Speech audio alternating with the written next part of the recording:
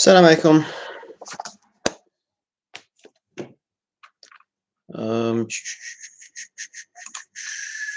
Just let me link this.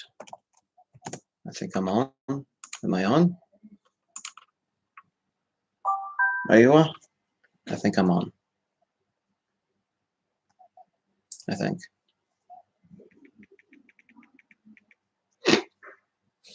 Okay, I'm on.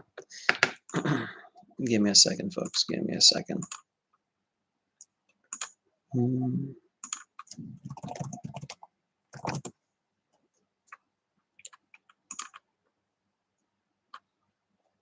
Oh, mashallah.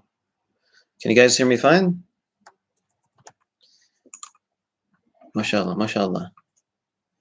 Oh, my camera looks great. Ajib. I'm surprised. I'm happy. Can you guys? Oh, mashallah, you guys can hear me fine. That's great. That's great. Okay. Now here's what's going on. I just picked up, or yesterday I picked up Tafsir ibn Jurayj, and Ibn Jurayj passed away in the year 150 after Hijrah, around that time at least. I think I've seen 148. Now I don't know if you guys have watched some of my recent videos. I was responding to a charlatan that says that the earliest book of tafsir is a Tabari's tafsir, and the Tabari's tafsir is like in the 300s. So Tafsir ibn Jurayj is around 150 years earlier, maybe a bit more, maybe a bit less. But yeah, the guy was off by around 2 centuries. Now Tafsir ibn Jurayj, this was, by the way, this was just printed about 3 years ago, so it's relatively new. By the way, guys, we have Guga here in the chat. Yeah, so you guys mess around, he's gonna be banning all you guys. In any case, Ibn Jurayj, this was printed just 3 years ago. Abdurrahman Qaid printed, or he had this book edited. I'm quite happy with his footnotes. Usually he kind of goes overboard, but la here, mashallah, not overboard at all. It's just right. It's just the right amount of footnotes. In any case, here's what's amazing about Tafsir ibn Jurayj. I'm going to ask you guys a question. Now, this book has been lost for centuries, and it was just recently found. And you guys have any idea where it was found?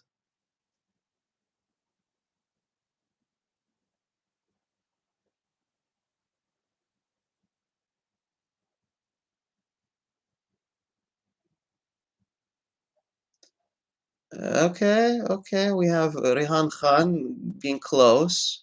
No, not Mecca, not Medina, not British Museum, not Kuwait, not my basement, not France, not Turkey, not Iraq. All right, okay. So here's a quick one. What's perhaps the most well-known library that has manuscripts? Aywa, Butter ibn Milk, says Damascus, and that's correct. What am I thinking about in Damascus, guys? Where in Damascus? Aywa, Rehan Khan says Az-Zahiriyah. So yes, Al-Zahiriyah is where this was found. Now you know what's the crazy thing about this being found in Al-Zahiriyah? Any idea? It's that, like, everyone knows about everything in Al-Zahiriyah.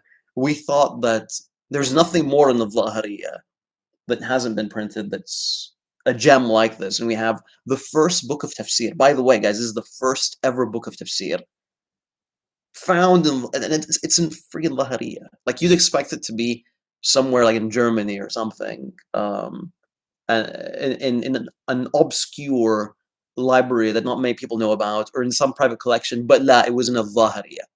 So the reason why it was in a Lahariya and people didn't realize what it was because the name of the author isn't on the book, and it was just there with no title page.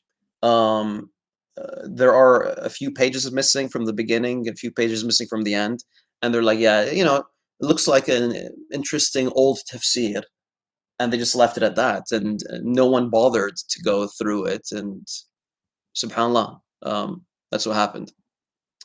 Okay, so some interesting questions.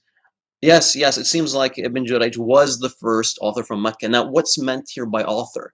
Um, he's the first compiler that compiled according to specific subjects in Mecca, or that's what's claimed. So what's meant by that is earlier scholars just compiled reports. They just brought random reports together, like Sahifat Hammam, for example. Just a bunch of hadith in different subjects. They brought them together. Now, Ibn Jurayj is one of the first people to actually focus on a specific subject and gather reports about that specific subject. Now, here, what he did was tafsir. And that's why it's such a special book. Um, yeah, so the tafsir is technically complete. It's technically complete. Again, there are a few pages missing from the beginning, a few pages missing from the end. Um, it's not that long. It's around, let's see, it's around 200 and 230, 240 reports. Some of it were reports found in later works that were added to it, about 30 or so, but generally 200 reports that were found in this specific manuscript. Okay, so the tafsir, basically, what Ibn Jurayj is doing is he's quoting his teachers, and the teachers of his teachers who are providing their opinions about specific verses and the context of the verses and what the verses mean. So I'm just gonna give you a couple of examples of, yes, it is available to public. You can buy it, yani, and it was printed. Give me a sec. Dar al Kamal. Um, and you have I guess it is accessible, quite accessible in Lebanon and in Syria. Um, yeah, and I picked my copy up from Maktabat al-Athari in Bahrain. They brought it over from Saudi, I guess. Okay, so let me go through a couple of reports for you guys because this is really interesting. I mean, there's some really interesting things here. Um, Okay, so this one. Okay, so I choose some interesting reports. Give me a sec. Give me a sec. Oh, by the way, this is a copy of Yani how it looks. This is handwritten text itself.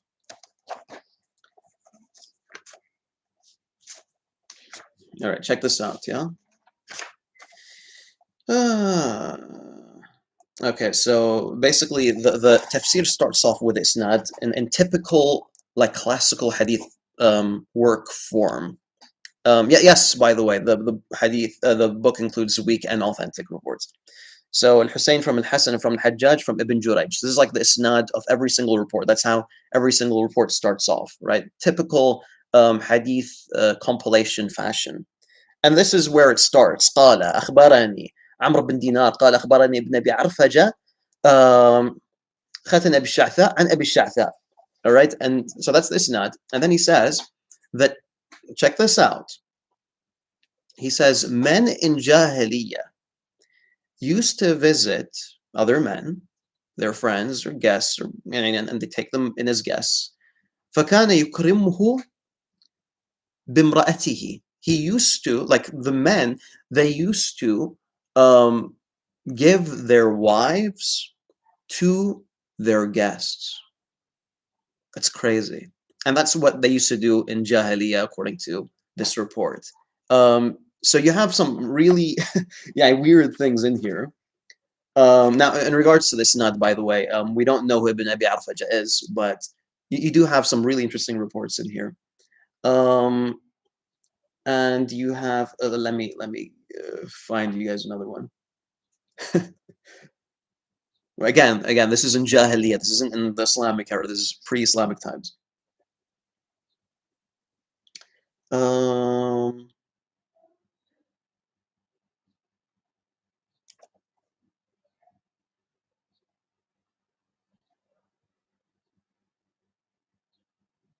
okay, so this one was really interesting. because and by the way, that specific report that I just mentioned, I don't think can even be found in any other sources. Let me see what the um, editor says.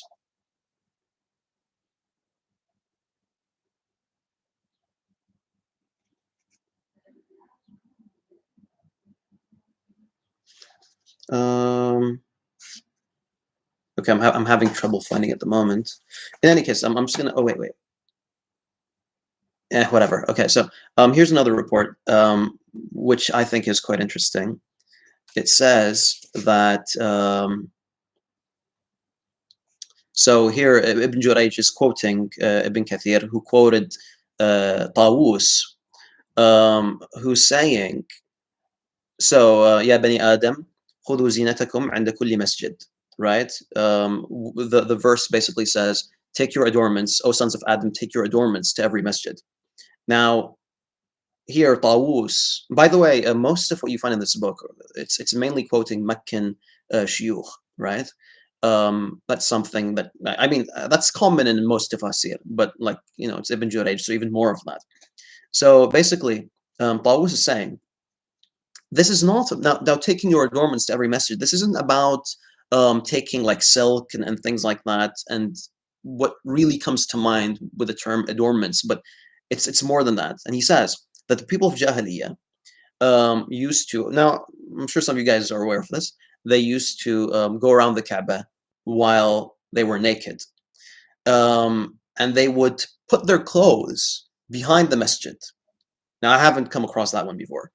Um, and then, yeah, and he would, after he's done, he would find them there. And if the person would actually go around the Kaaba while wearing clothes, they would get literally beaten up and their clothes would be ripped off of them. So that's why the verse was revealed. Yep. So yeah, it's filled with really interesting tafsir. What's really nice is because it's such an early work, a bunch of the asanid don't even really have much of isnad. You just have Ibn Jurayj quoting his teacher. He'd be like quoting Ata, and that's it. He just quotes Ata, he's done. That's the full isnad.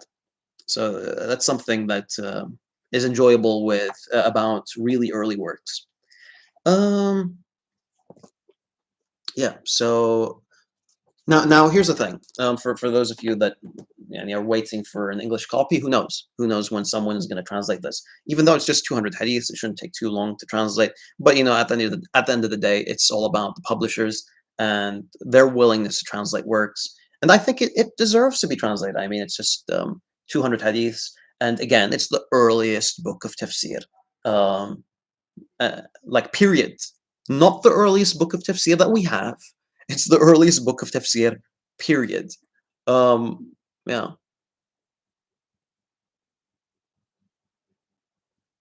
How much of it is okay? How much of it has unique narrations? That's an interesting question. Now, keep in mind that a lot of what you have in here will be preserved in works like Tafsir Tabari, right? But I mean, these are the originals, right? So once in a while, we do find classical, what really early manuscripts, really early texts. But to a large degree, much of what we have has already preserved what has been written earlier. But there are a few unique narrations in there. I don't know how many, but there are some unique narrations that aren't anywhere else. It's not these are not hadiths, by the way. Like you won't find prophetic narrations in there that you won't find anywhere else. That's really hard to come across. Um, I'd say probably impossible. I mean, there are so many books of hadith that have been translated. Excuse me, not translated, that have been printed. So they would be including everything out there. Yeah.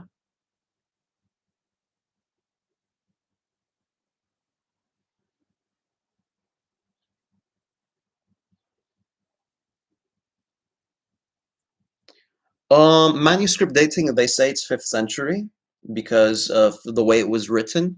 but we don't have a name of the copyist or anything like that. But by the way, I mean the content in the book matches with what other works have related from Ibn Jurayj. So there's no reason to doubt this. So when was it found? I think I've seen someone on some forums mention this several years ago. But yeah, the thing is, it's some things that they seem like to be too good to be true, and it seems like no one really um, bothers to. I'm surprised. Like not everyone in the manuscript editing world rushed to get this thing edited. It seemed, wallahu a'lam, maybe that's what happened. I'm not aware, but yeah, like if I believed that this thing existed, and I had access to it, I would have jumped on it immediately.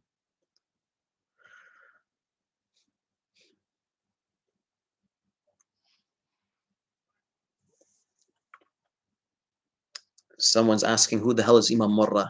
I'm so disappointed, man. You come onto my stream without knowing who Imam Murrah is? That's uncool, bro.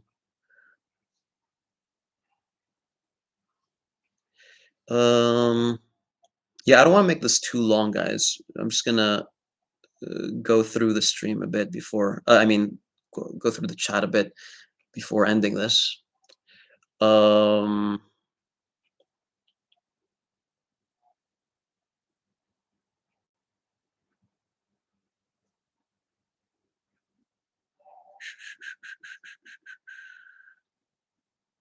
Yeah, so Ibrahim bin Mahmoud asks, does Ibn Jurayj always narrate from his teachers with حدثنا or أخبرنا? I'm asking this because of the confusion regarding Tadlis. I'm happy to say that much of it is أخبرنا وحدثنا. So yeah, that was something I was happy to see. Um, yeah, I would say the vast majority of it is with أخبرنا's and حدثنا's and سمعت and all that.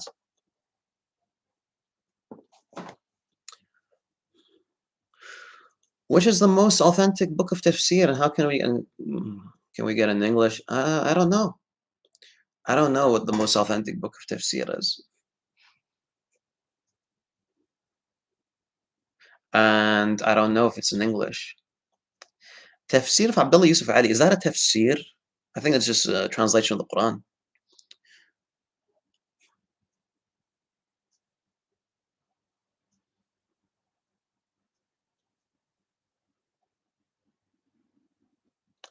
Omar K.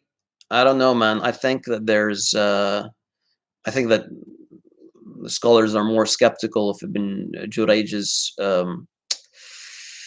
tadlis than that. I don't know if I don't think they're that easygoing with it. But alhamdulillah, again, in regards to this tafsir, most of it is أخبرنا حدثنا سمعته.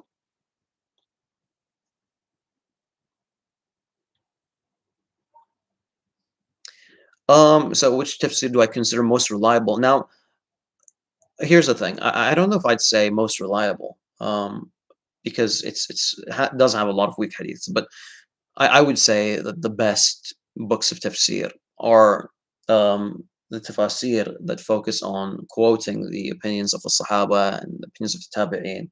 So, like, I mean, this would be one of them, even though it's quite short. So I wouldn't perhaps include it in there. I mean, but it is really cool to have something this early. Again, he dies in 150. That's really early. Um, but Tafsir Tabari, Tafsir ibn Abi Hatim, those are two of the main, like, those are two of the best works, simply because of what they've preserved from the opinions of early scholars, Sahaba and Tabi'in. As for late works that I find extremely beneficial, um, and this isn't about any early quotations or anything like that, but Zamakhshari and Ibn Ashur do a great job of explaining things that have to do with the eloquence of the Quran. So those are extremely important.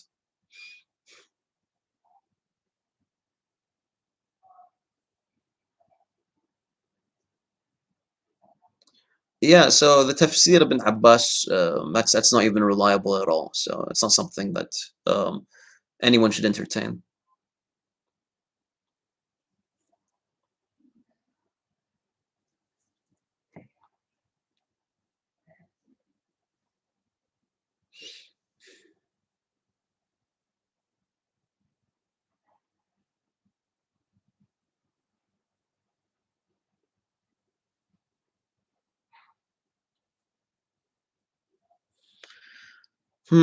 Anything else? Well, yeah, that's more or less what I want to say about this book. If you have access to it, definitely pick it up. Maybe pressure some publishers to get it printed in English. Um, I mean, that's my recommendation. But I always recommend learning the Arabic language because it will take you less time to learn the Arabic language than to rely on publishers to publish some of the books that you want to get translated. So that's my recommendation for you guys. Um, yeah, that's more or less it for this video. Inshallah, I'll catch you guys in the next one. Hope you guys enjoyed this one, and Assalamu alaikum wa rahmatullahi wa barakatuh.